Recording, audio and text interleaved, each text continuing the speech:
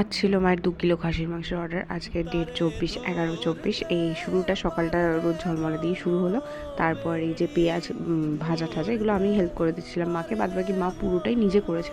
সকাল সকাল মাংসটা বসিয়ে দিয়েছিলাম, তার কারণ ওরা 1টার মধ্যে চেয়েছিল, আর আমরা মা যেহেতু আর এরপরও রান্না করতে যাবে আর বাদবাকিটা আমাকেই দেখতে হবে, তার জন্য সকাল থেকে মায়ের সাথেই হাতাহাতি শুরু করে দিয়েছিলাম। প্রত্যেকটা অর্ডারেই আমি মায়ের সাথে হেল্প করে দিই, কিন্তু ভিডিও কোনোবার করা হয়ে ওঠে না। তো এইবার মায়ের আবদারেই আমি কিছুটা ভিডিওটা করলাম।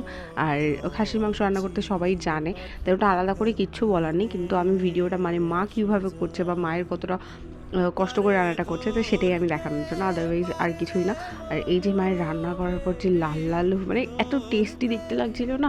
আমি খাসির মাংস পার্সোনালি খাই না, বাট এটা আমার দেখে অত্যধিক লোভনীয় লাগছিল। আর আমরা একটা হাঁড়িতে করে লাস্টে এটাকে সিদ্ধ করতে দিয়েছিলাম, কারণ 2 কিলো খাসির মাংস আর হাঁড়িতে না দিলে হবে না, কষিয়ে নিয়ে তারপরে এই যে হাঁড়িতে। তো কালারটা কেমন লাগছে আমাকে প্লিজ জানাবেন।